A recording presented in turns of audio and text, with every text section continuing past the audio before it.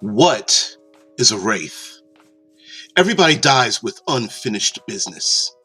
For most people, it's not enough to keep them from moving on to whatever's next, be it heaven, hell, another incarnation, or the eternal void that is oblivion.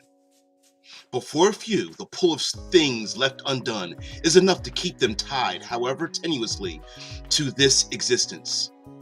These are the restless dead. These are the wraiths.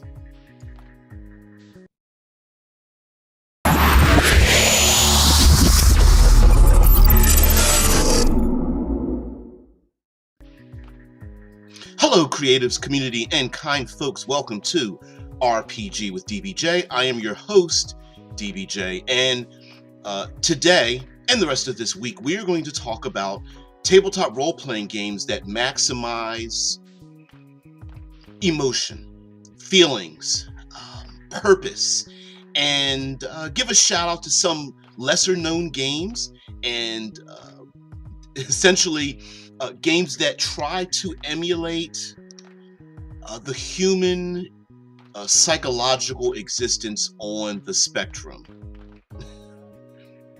Oh man. Yeah, this is the game Hammered Shitstay had to drop out because it triggered his depression. Oh, hells yes. Many of these games are, for good or bad, are emulations of psychological trauma and personal interactions, and we are going to focus on Wraith the Oblivion. I have both my beat up copy of I have both my beat up copy of the original cover of the White Wolf game Wraith the Oblivion.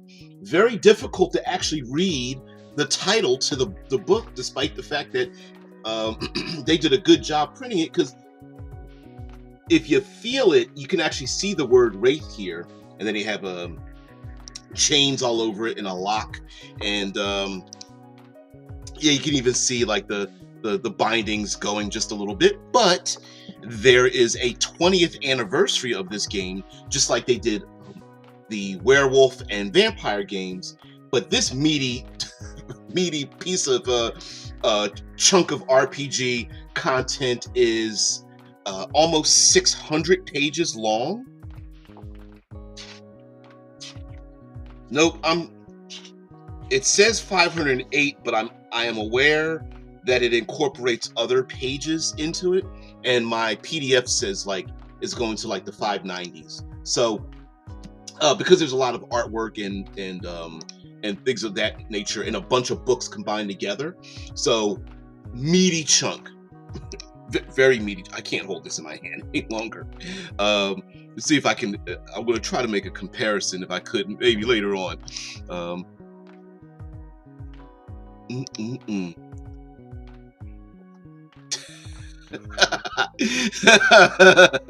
Nothing maximizes emotion like getting your +7 Holy Avenger destroyed by a lowly Rust Monster.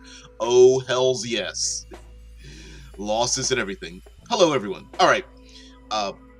Wraith the Oblivion is a game in which you play a wraith, a ghost. You're dead. And one of the concepts of these emotionally charged role-playing games, you don't win by winning. Basically, there are tasks. This is just my general categorization of many role-playing games. There are some role-playing games that are task-oriented. The classic task is the quest to beat the big bad evil guy, right? There's a task for us to accomplish, and the better we are at maximizing our ability to accomplish that task, the better we are at winning. Okay, and nothing wrong with those games. I'm not making a comparison as to good or bad, but I'm saying that there is a in-world and meta version of winning or losing. So if you don't defeat the monstrous dragon, you've lost. Okay. Then there are other games. I guess you could put them into resource management. Mind you, most role-playing games have some form of resource management, but there's some games that maximize resource management. Survivalist games, even Even some of the horror games fall into this category, where you're measuring your resources, maybe your skills, your equipment, what your sanity versus completion of a task, and you're constantly seesawing between, do I want to save my resources or expend them to progress forward? And now we have ourselves, I'm sure there's probably a handful of other categories, but in this one, we are going to talk about emotions and how these games mechanize emotions, whether to borrow them for your game, games that maybe are little so emotionally charged that many people really can't play them any longer, and maybe giving some insight into some of these games. So of course we have the cover of this massive tome here. This saying over 500 pages thick. Got a finger. Oops, sorry. Got a finger up here, and it's maybe 1/3 the way up. So it's like it's a dictionary. It's an encyclopedia. It's pretty meaty. Wraith the Oblivion is in the White Wolf family, but hasn't really been given a lot of the spotlight, because in a game where it's not really about winning or losing, it's about how does your character feel, what is your character's purpose, is the purpose of the game, and can be a bit strange to decipher and whatnot. You guys are strange. All right, so one of the concepts in this game, let's see if I can find here. One of the concepts of this game, and the thing that I'm going to point at specifically here, is something known as passions and fetters. And I'll even show you the character sheet. Oops, where's the character sheet? Here we go. Here's the character sheet, and if anyone knows anything about the traditional White Wolf games, this doesn't look that different. Nice border, but essentially it's the same layout and the same concept. At the very top, you have a number of elements to your character. Specifically in the middle here is nature, demeanor, and shadow. Those are mechanical features of a character. Essentially, nature and demeanor is the White Wolf games version of alignment.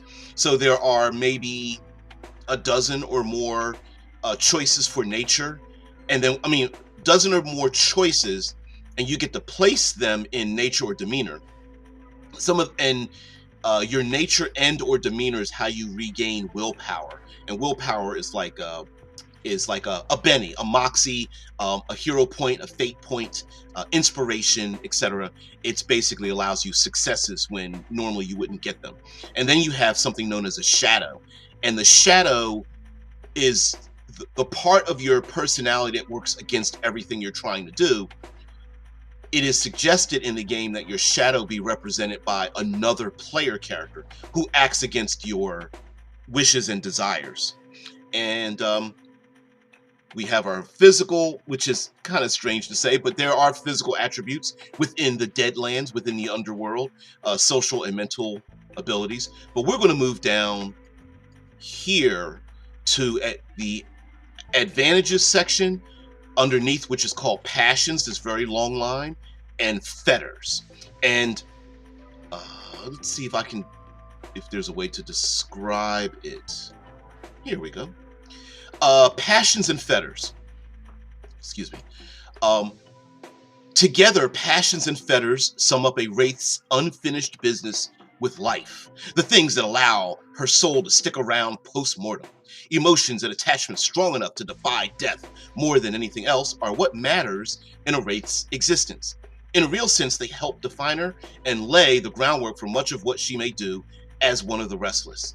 Passions are, as they are named, the potent emotions and purposes that a wraith feels most strongly and that power her restless existence. Acting in accordance with the wraith's passions generates the energy called Pathos that she calls upon. And in this game, essentially being a wraith. Yeah, a lot of people haven't played these games, especially Wraith the Oblivion, especially. One of the things that is emblematic of a lot of the original White Wolf games, and they've kind of changed it as the different iterations came about, but essentially there is a resource management because you have statistics that battle against each other. So for example, in this game, down here towards the bottom, usually you have something that's beating against each other. In this case, we have Corpus, which is like your physical manifestation. I was going to say your physical body, but not necessarily, because you're a ghost. Okay, you're technically that you're called a wraith, but whatever. Your Corpus is your physical body. Then you have willpower, which allows you essentially successes to move forward where you normally might fail with your dice, rolling your dice. And then you have Pathos, which is your emotions. And while these statistics don't necessarily work against each other, what ends up happening is, like, when you want to pass through walls or physical objects or things, you lose Corpus. You can lose Corpus in air quotes physical fights in the underworld, but you can also just mark off a point of Corpus if you pass through a solid wall. So you can't just pass through everything willy-nilly. You actually have, so like if you're standing in a street and a truck wants to run you over and you just want it to pass through you, you would mark off a point of Corpus and then allow the truck to pass through you. Regaining your willpower is important, which means you have to play into your nature and demeanor. And then your Pathos is what you use to power a power known as the Arcanoi. And they are your like ghostly arcane powers. And every wraith is essentially emotion incarnate. That's really the only reason of your existence, is because of your emotions. And so you know, since you don't have a physical body, you are an emotional dynamo. And in order to use your abilities, you have emotions attached to your capabilities.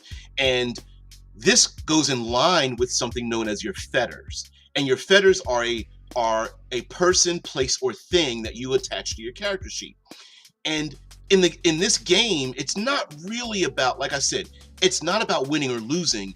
It's what will you do to maximize or supplant or fall in line with your emotions to try to move forward, knowing that maybe your emotions are going to hold you back at some point in time. So if I can continue reading this part of the game, they are her, the reasons she feels compelled to continue to defy death. That is the energy known as Pathos. And while a passion may be focused on an action, such as protecting a loved one or a beloved neighbor, finding a killer, or seeing a long-standing injustice corrected, at the heart of each one is a singular emotion. The more the wraith acts on that emotion, the more pathos she generates, granting her greater capability and flexibility of action. Wraiths thrive on intense feelings, and not necessarily just nice ones. If felt strongly enough, grief and rage play into their part in keeping Oblivion at bay as much as love and joy do. By the way, Oblivion is the equivalent of death in Wraith. So falling into Oblivion is falling into nothingness. Yes, your character is already dead, so you know, this isn't a game about running and gunning. This isn't a game about collecting treasure. In many ways, this isn't really a game about defeating the evil bad guy. Although there are plenty of adversaries in this game. It's about dealing with your unfinished life.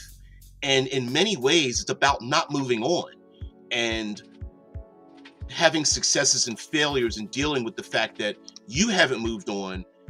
You're dealing with the afterworld, the underworld, the grand city of Stygia and all of the underworld machinations, and the Skinlands, the people that are still alive who may be missing you.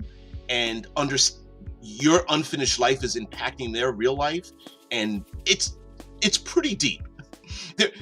I can see how much this game can be very depressing for people. I'll get into your comments in just a minute. Let me just finish this out. A Wraith who fails to express her passions does so at their own risk, leaving her vulnerable to oblivion and at risk of having those passions atrophy into nothingness. Then we get into Fetters. Fetters, on the other hand, are the people, places, and things in the living world that a Wraith remains attached to. The anchors that hold her steady against oblivion's endless pull. Where her passions are the things she feels most strongly, her fetters are the things she feels most strongly about. They may be things she loved in life, living relatives and loved ones, places where treasured events happened, or the tools she used in satisfying work. They may be hated reminders of old losses and failures that sustain her anger. The rival who took her place with a loved one who didn't return her love, a monument to an enemy, the prison cell where she suffered. Some fetters are big, obvious things in the living world, like human beings and cities. Others are small, like a beloved pen or piece of jewelry. The soul doesn't care about physical scale, only about personal importance. A Wraith who's been badly damaged returns to one of her fetters for healing sleep. Being close to it renews her corpus. Sensitive mortals may feel her presence. It's the source of many experiences of being haunted without the fear ghosts usually bring. So, what's cool about this game is that it's telling the story of your character, and what a strange way. You're so weird. Oh man, yeah. Shadow says I never got into Vampire the Masquerade or the Werewolf counterparts. A lot of people haven't. Many of the games were deeper than than a little bit, as well as there were a ton of like gatekeepers that were like, you can't play the game unless you've read all the novels and know all the history, and you don't need to know any of that kind of stuff. As a matter of fact, when I ran Wraith the Oblivion, it always started at a murder scene, and the person murdered was the brand new person playing in the game.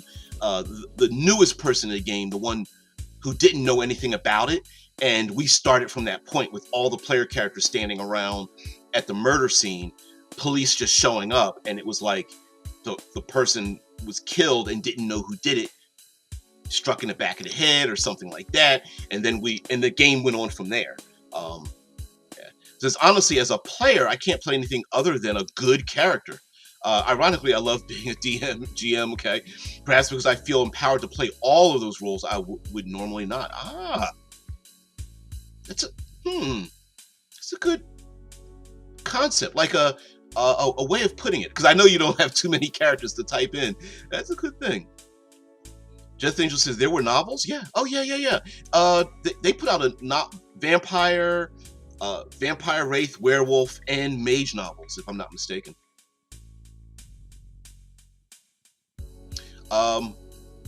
Says if you fall into oblivion, wouldn't that be a good outcome because your torment would be over? The way they describe it is hell no. The good outcome is called transcendence. It means that you've fulfilled your role in that was unfinished in life. Oblivion is like being rendered. It's having your flesh ripped from your bones for eternity, over and over again. So no. This a big what really? What I love about this game and this specific part, the passions and fetters, is that in character creation, you yourself are very easily making the stories that bring this game about. So your character has an unfinished life. So in life, essentially, you have to make a character who has complications. So if you trying to make a character that lived a long life and had a great thing and was happy, upon death's door, just decided to, pass on, isn't a good character at all. You've already passed on. You're essentially going to transcend heaven, or what your culture or your character's personal concept of transcendence would be. Okay, once you transcend your character's retired. You've done the good thing, right? You're a good character. Um, Characters that fall into oblivion, well, there are many things in the game that pull characters into oblivion. There are mindless creatures like specters that try to rend your corpus away and are drawn to your pathos, your emotion. There are agents that live down in Stygia that want you to both come down into the underworld to be enslaved. That's where like the chains come in, to be an enslaved undead. There's so many evil people that have died, both killed and been killed in histories. And this thick ass book goes into a lot of, and there's a lot of supplements to this game that talk about genocide and many deaths, which is another thing that is air quotes problematic about the game and very mature, is the fact that it does talk about war and genocides and things like that, and those individuals that had unfinished lives exist down in the underworld together. So you could have a Roman centurion standing next to a indigenous person in the States standing next to someone from I don't know, you name the various world wars we've had and genocides we've had and all that, and they all live together because they are essentially immortal down in this world with unfinished business.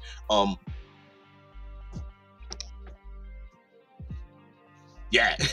Says damn, I have watched a million hours of Ander and the Accursed Gentleman Gamer talking about World of Darkness, and I didn't even know there were novels either. Yeah, oh, because you should see my shelf. I mean, listen, the number of books that were printed by White Wolf will bend the shelf. Just, I have one full bookshelf, 20-ish books, and that's very low. They were printing books like it was going out of style. So, and that's not including novels. I have vampire novels and mage novels. Like Des Angel said, like I said, what makes me happy as a DM GM, CK, Keeper? Shit, I don't know. Is being able to push that envelope and challenge players.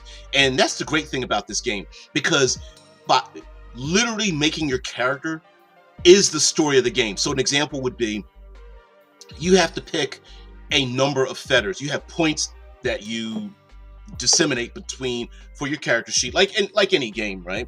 I believe it is 10 points of passions, 10 points of fetters. This is the original game, by the way, that I have here. And at the back of the book, they always have these, photocopyable character sheets. And at the very bottom of the character sheet was always how to make your character. So it was very easy to. He's like, oh, how many points do I need to put between the dots? Oh, okay, and you do that. And so you have passions. And you attach a word next to it, which would represent your emotion. Anger, fear, jealousy, joy, hope, whatever. They don't all need to be nice emotions, but the game seems to come across that they're all negative emotions, and that's not the case. Also, with your fetters, when you attach meaning to your fetters, that's also where a lot of the drama comes in. Oh, Castle Keeper. Okay. I was like, Keeper? I know there's a whole bunch of terms and stuff. Wardens and admins and narrator, moderator, referee. You guys know, whatever. Okay. So when you make a character, let's make up a person, very simple person, place, or thing. So a person may be a loved one. Let's just make it a loved one. A place will be a monument at the park. Maybe your character what was going to get married to this important person. And a thing may be, let's make it an engagement ring.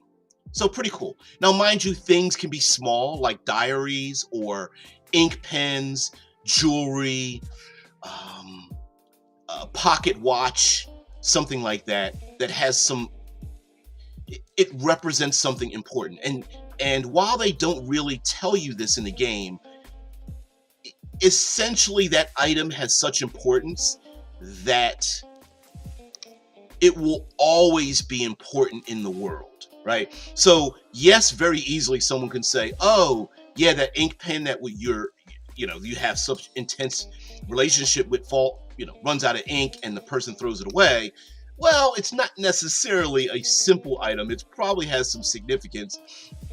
The person or a stranger even could pick it up, find that it makes them feel a certain way, and hold on to it whether there was ink in the ink pen or not. Same thing with the piece of jewelry, right?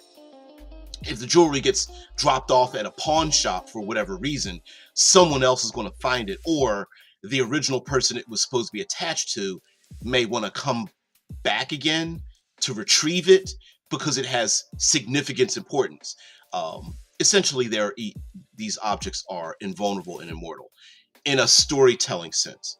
And so, therefore, in the game, along with many adversaries who want to shred the link the players have with their fetters, they want to harness the power of their passions, in a not a meta sense, but in a meta, sounds like medicine. Not an outside of the game sense, but within the world, there are adversaries that feed on the passions and emotions of the player characters, as well as wanting to use those fetters to have an impact on the physical world. If they can capture it, harness it, they can do bad things to the people that you may care for, and in the physical world. As a matter of fact, there are enemies such as, like, let's say there's a drug war, gang war or something. One of those people that died might become a wraith or undead specter or something, and want to cause the death of the person who killed them. And the players may have to get involved to try to stop such a thing from happening, whether they're trying to stop the specter or wraith or whatever that's involved in it, or gang of such, and or try to absolve the feelings that are being created in the people that are alive. So, for example, this is how, like, the winning or losing comes about in this game, where the loved one that is wearing the engagement ring might have a dance recital, and they were really into dance, but they're feeling a little sad because their loved one passed away. You, the player character, passed away. And so now, how do you push this living person to achieve their goals? Maybe you really want them to join the dance squad or ballet or whatever, but they don't feel like it because they're depressed because you're gone, and your presence thereof is causing that. And so matching your passions with your fetters is important in this game, and it's really an intense. The game brings about an intense story as yourself and your other player characters, who maybe your character is filled with anger and bitterness and regret, but another player character has hope and joy and justice, and so they now intrude into important aspects of your life. And so now all of you are wraiths going around trying to manipulate people, which is kind of horrible to manipulate people, but you want good outcomes for them, or at least prevent manipulations by bad actors in this world of ghosts as you're riding inside of the taxi that you're taking, or the Uber. You're cross-legged sitting on top of the refrigerator as they once again open the refrigerator door for the 5th time, but they're not hungry, but they know they need to eat, but they're depressed as they're staring at your photo. And the whole time you're just like, oh, the only way I gain power is from their emotions, but gaining power for me from their emotions is holding them back. But I don't want to lose my fetter because that's going to affect my player character, and I'm gonna have to erase that off my character sheet. But this is someone's life, and it can get very complicated that way. And that's the brilliance of the game, of mechanizing the emotional state. This also means that as a game master, technically in the game they call them storytellers, but to be a good storyteller means that in no way possible can you just grab dice and get successes, right? Like, I mean, and to win the situation. In other words, it's constant interaction with the near inability to have conversations. I am a bad actor. Uh-oh. Uh-oh. That can be taken different ways. I'm going to take it the worst way, right? Um, yeah, I'm not a wraith. Or wait, maybe a wraith would say that. Yeah. Don't ask a wraith if they're dead. There are lots of media that really embraces this game. If the Sixth Sense is the movie that absolutely positively is what this game is about. Bruce Willis and the whole the twist at the end, that is this game. And your wraith, it's possible for your wraith to not know that your wraith is dead. Or you could play it that way, as a matter of fact, with people not listening to you, as you day after day, week after week, are trying to talk to this person who's just ignoring you and not listening to you. And it may not be because they can't see you. Maybe you believe that they're just, they don't want to hear what you have to say. That's kind of interesting, right? But in terms of being the bad actor in the game, it's very difficult to power game the system because the vast majority of interactions are about emotional states. So an example would be maybe your character's yeah, Red. Yeah, you know the movie. For those who don't know, in the movie The Sixth Sense, if you go back and watch it, you'll notice that M. Night Shyamalan uses the color red, usually an object, to represent the importance of a person, place, or thing within the story.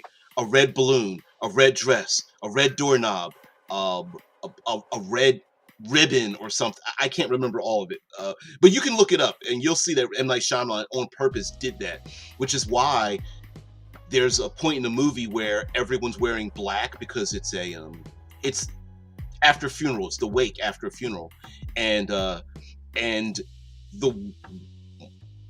believe she's the mother of a child that passed away, and she's wearing this very bright, out of place red dress. I wonder if I can see that. Dress in.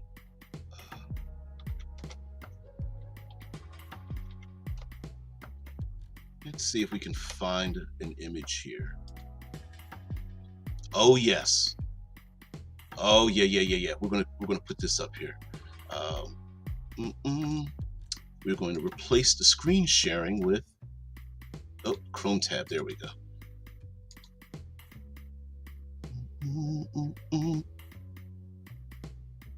There we are. These are some of the and these are images, of course, from the movie.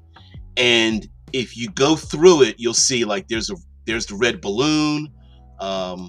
Let's put this. Oh, you can't really see it. There's a red door, red sweater, red balloon, message written in red, a red jacket that the young man's mom is wearing. I think it's a red sweater.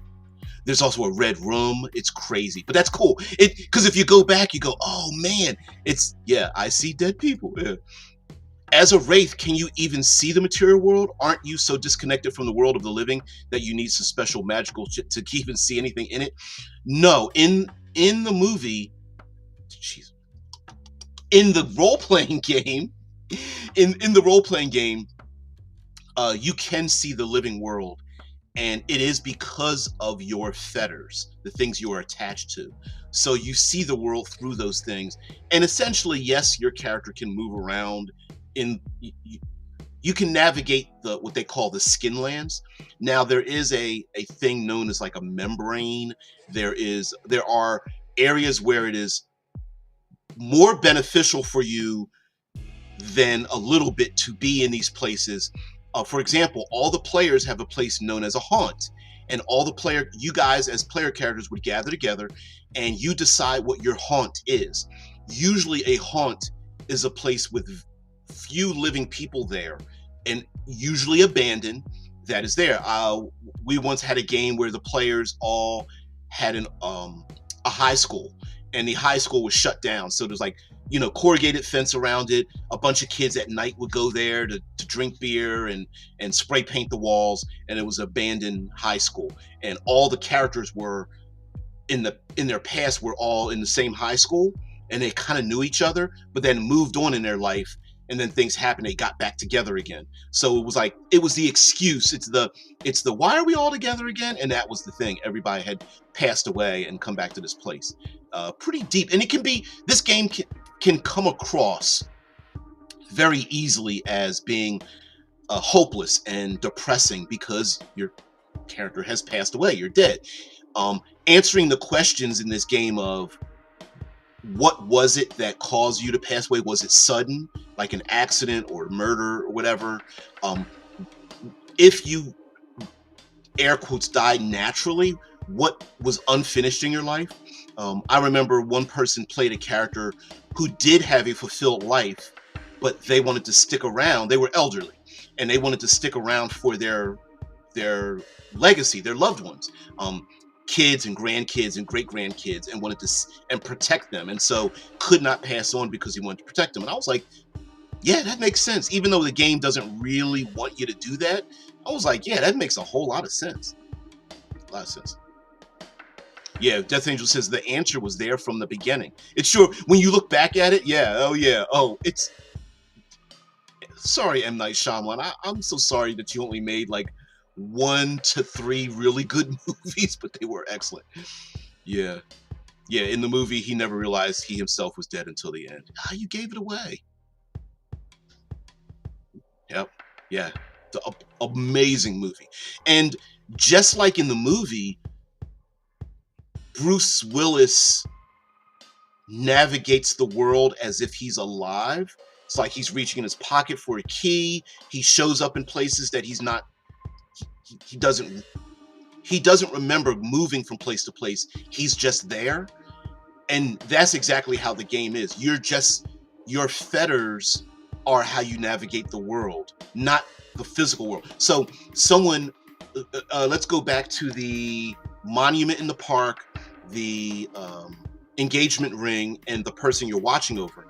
If the person you're watching over is at lunch because they're talking to other dancers, you might be sitting at the table with these other people who are there at lunch, and someone might come in and go, hey, your loved one person goes, hey, have a seat.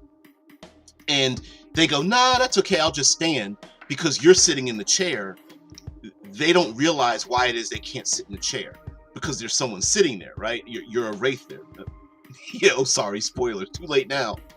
Yeah, abandoned high school to drink beer and smoke weed and see ghosts. Isn't that what heaven must be like? Exactly. Especially when the kids, every once in a while, if they got high enough, would see the wraiths that were in the high school, which was kind of cool and stuff. Oh, and the character that was the elderly person that passed away, when their wraithly form was young. I think they were playing a character that went into World War I or World War II or something, and so they were in their like old uniform just before they went away. They were like 17 or 18. Their physical body, but their mental body they were like 89 or 92 or something like that. It was really cool. And again, in these types of game, this type of game, it is completely about telling a story, about coming to terms with what happened. And yes, you can have mysteries. Yes, you can have wars and battles and fights. You absolutely have a lot of adversaries to have ghostly fights on top of moving trains and buses and in dark alleys and things like that. But it's also a game about making sure that high school that all the players are in doesn't get torn down, even though they've had a sign on it talking about the new mall that's coming there. It's about scaring away the construction workers and architects that were going to go into, or the city planners that were going to go into the place to get rid of it. It's about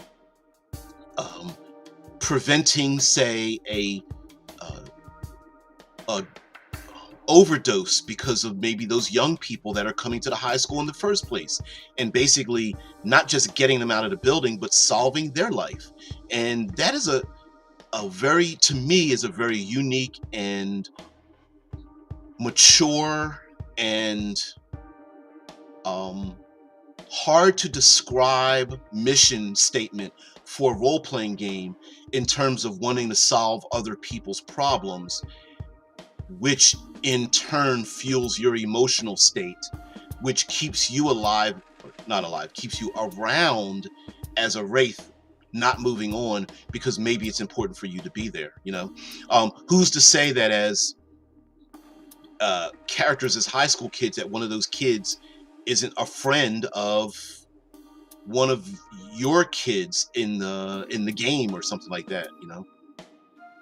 You had to watch it a few times to catch all the nuances.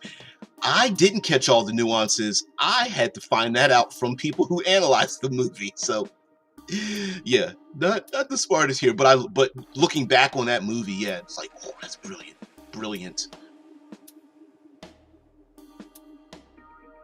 Yes, I had it figured out before the end of the movie, but didn't catch all the hints the first time around.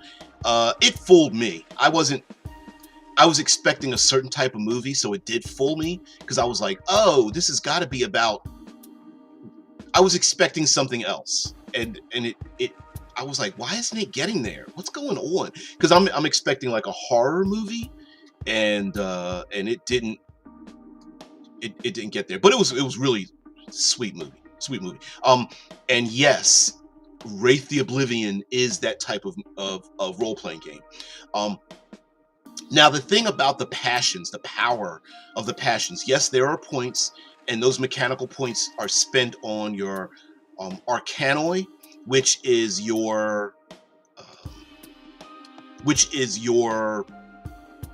power, your ghostly powers, and um, Wraith, and all the other White Wolf games uses something known as dots, and every dot, or every level, essentially it's goes up like 1, 2, 3, 4. So if you've got 3 dots, you have a third.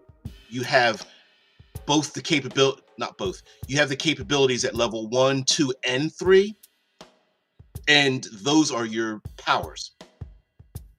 Yeah, wraiths and revenants are great for such roles. They're perfect for such roles. And in the beginning, a lot of it is you have very extremely minor ability to affect the world. For example, I remember there was a movie called, it was it Ghost? Anyway, so for example, to affect the physical world, maybe you might have a power that allows you to move something no heavier than a single coin or a piece of paper.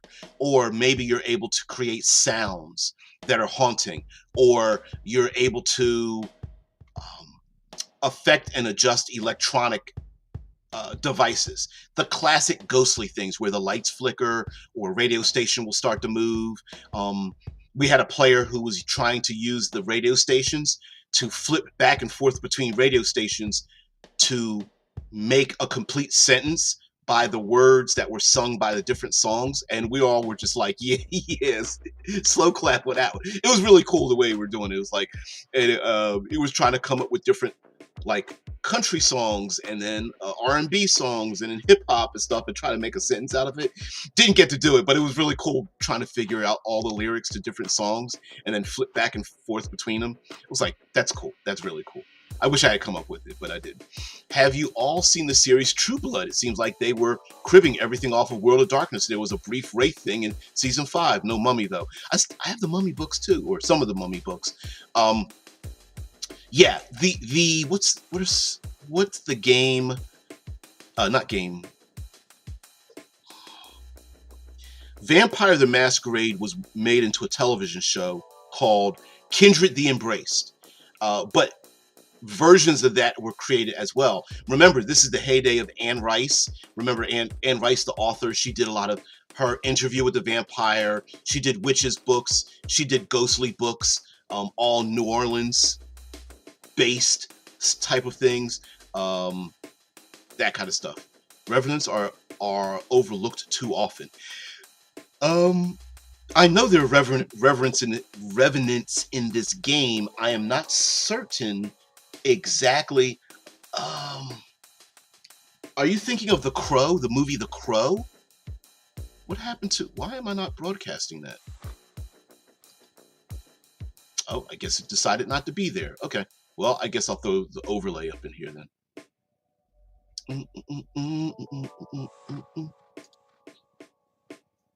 What is happening to with my face?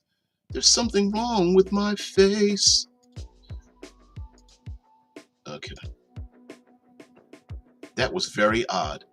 Um, so so one of the great aspects of this game as well is just being able to for me, I feel like very easily, if you want to run a game of Wraith the Oblivion, it's perfect for me to be like a procedural television show.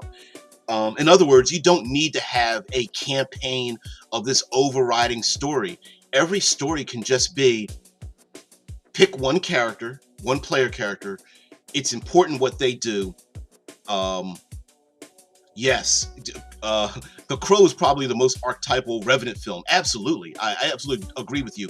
And it very much is like, yeah, there's actually a game part of this called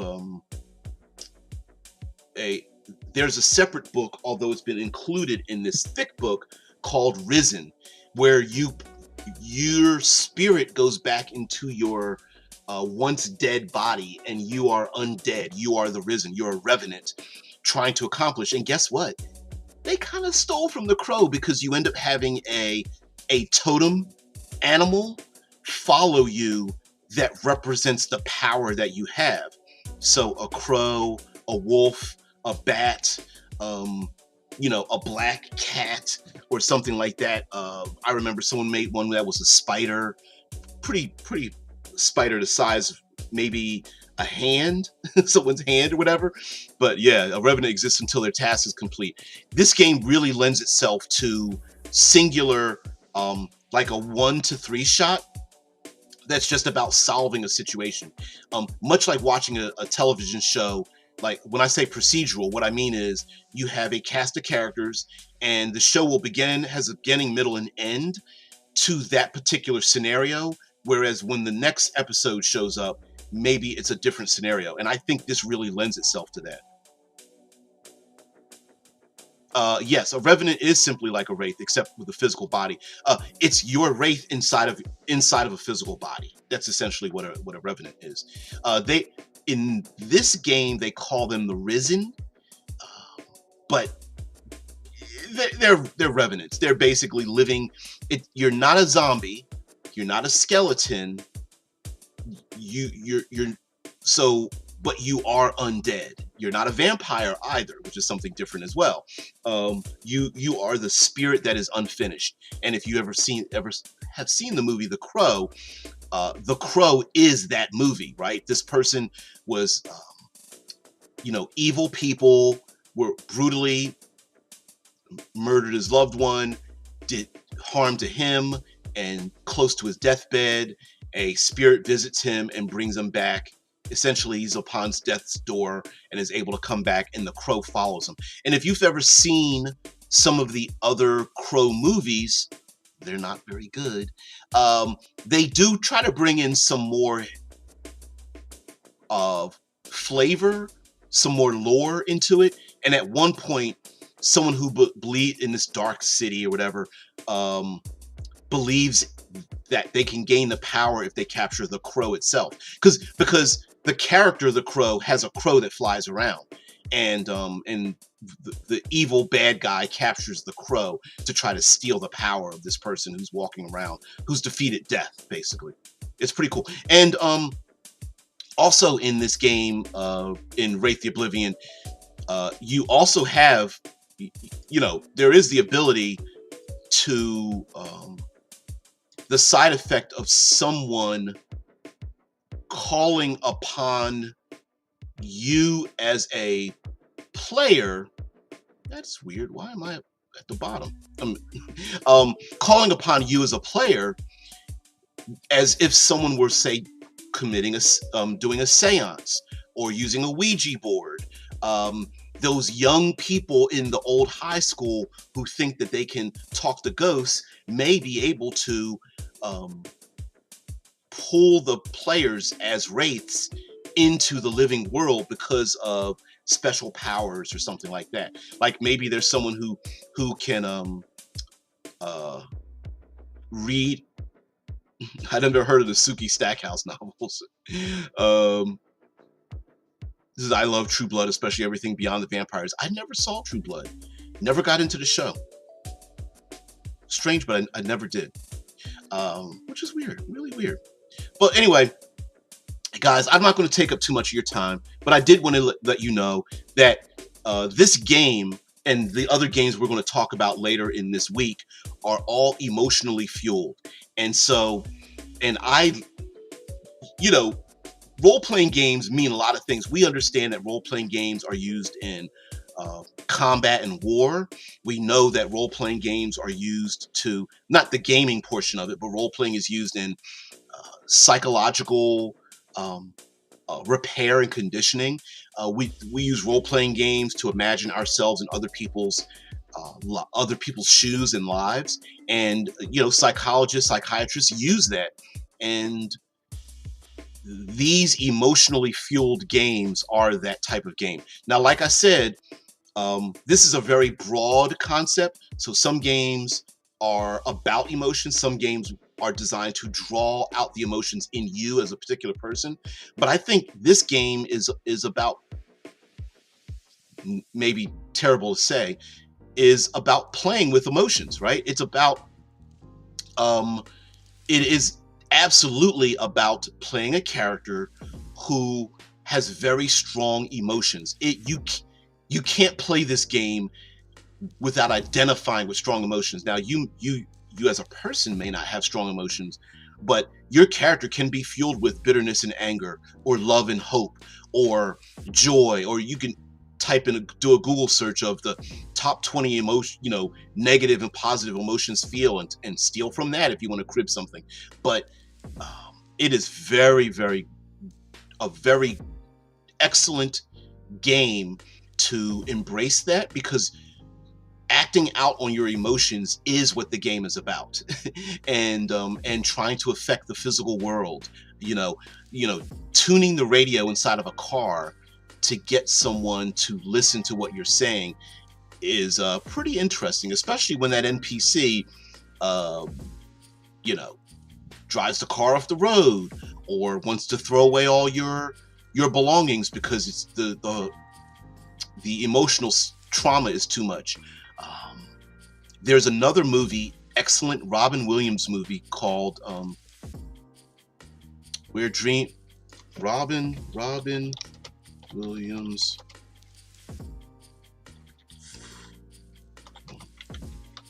Dream. I know I got the wrong. What Dreams May Come. That's it. What Dreams May Come. And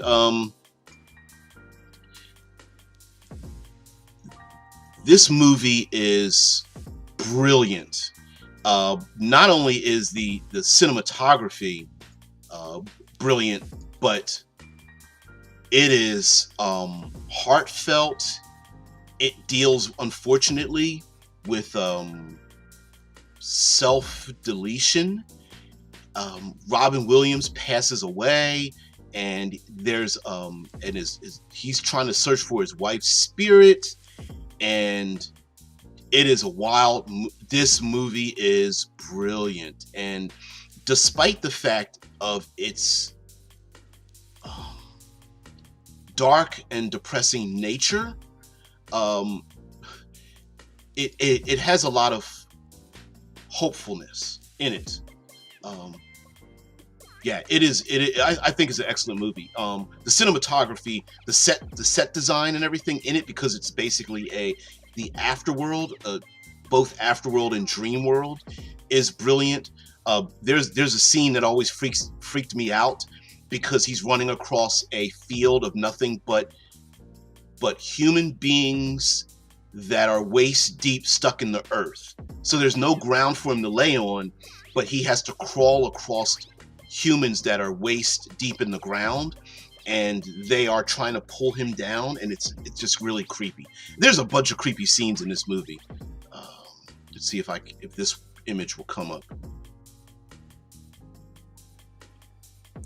This is a good one where there's people standing on the steps that kind of represent the steps leading up into heaven.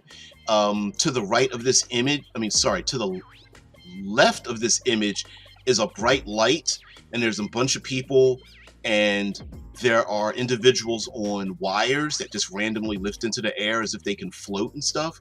It's oh man, it's visually excellent movie. Yeah, I agree. yeah, waist deep stuck in the earth sounds like a specific layer of the abyss. It sure does. What is the joke?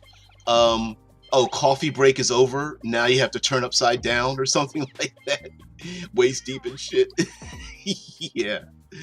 Oh man. There's some. Let me see if I could find anything else. Some of the imagery here. It's very difficult to describe this movie because I'm not finding. There's the imagery is just brilliant, and without spoiling any of it, you know, in this movie, not only is Robin Williams' main character deceased, but so too does end up his wife and his children, and you're just like, what? There's no good that like, why would I want to watch a movie about that? But ultimately, you do find out that there is a reunification of the family in a very strange way. It's very cool how they did it, and brilliant. But again, Wraith the Oblivion, excellent game, excellent role-playing game. The stories, if you are willing to allow yourself to get that mind fuel going, really come from character creation. It really comes from what unfinished business have the players not finished, and dealing with that, and the fact that you're going to find, just because of the mechanics, that it really doesn't benefit you as a character to finish your business, because every time you finish your business, you're crossing it off your character sheet, and now eventually you will transcend. Yes, your character gets retired, but there won't be any purpose for you sticking around. Yeah, you guys, True Blood. I have to check out the show. I've never checked. I know it was super popular. I get it, and I know it began, talking about vampires, but I've never checked out the show.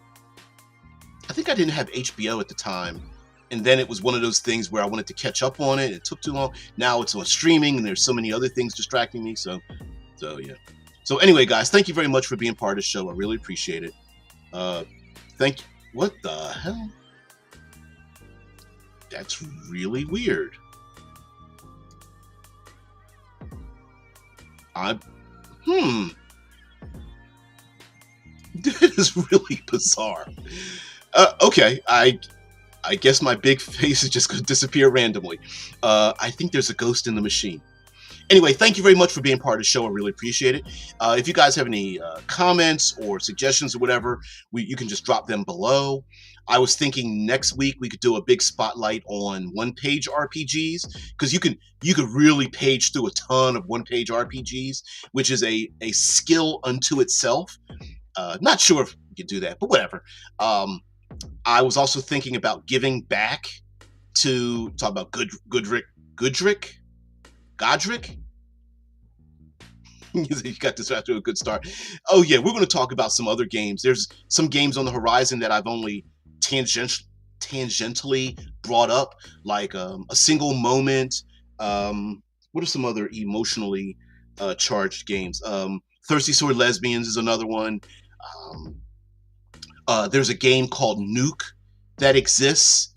That's a version of 10 Candles. Dread is another game that tries to elicit an emotional state. And of course, there's others, you know, not special cases, but ones we could talk about, like Call of Cthulhu and some other games that are, again, about an emotional state. But I'd rather go with some indie games that you guys may not have heard of, and you know, give them some airplay and let them know about such a thing. So they're not all post-apocalyptic. They're close to it, but not all of them are post-apocalyptic. Sorry, was a Viking that became a vampire. Yeah, who's the first one? Right? That's always the thing. Well, anyway, guys, thank you very much for being part of the show. I hope this specific game, Wraith the Oblivion, or other games like it. Oh, Fiasco. Fiasco's a really good one there, Drew. It really is. I also have a game that is called Kingdom of Nothing. And it is, I think, an excellent way of describing and role-playing psychological trauma, because every player is a homeless person. You play a homeless person who doesn't even remember your name and your history, and the game states that the enemies within the world, you don't know whether they are real or fake. You don't know whether it's in your mind or they are real things, and you represent someone known as the Lost, and you portray someone who is nobody in this world, in a world of concrete and steel, and it's really interesting, and it does put you in the feet, in the clothing, the life of a homeless person, and you portray your character as you try to reach towards the semblance of, again, ascendance or transcendence, coming to terms with the thing that made you that way and discovering why you are. It's really cool. It's really cool. Godric is an uber ancient vampire. Also got to figure out a way to shoehorn some Wraith stuff, type stuff into Obsidian, something with cortical stacks or holograms or something. I do have Holo Sapiens in the world, I guess, which are accidental people who have died, but their mind matrices are still around for some reason. So there is something like that. There is a little bit something like that. Maybe not as horrific, but yeah. Civil War veteran build that was Suki's first. Oh, okay. Makes you think about how long vampires have actually been around. Role-playing games have never been really good at making ancient, long-lived individuals feel that way, and I've always had not an issue with it, but I think I'm pretty sure there's a way to do it.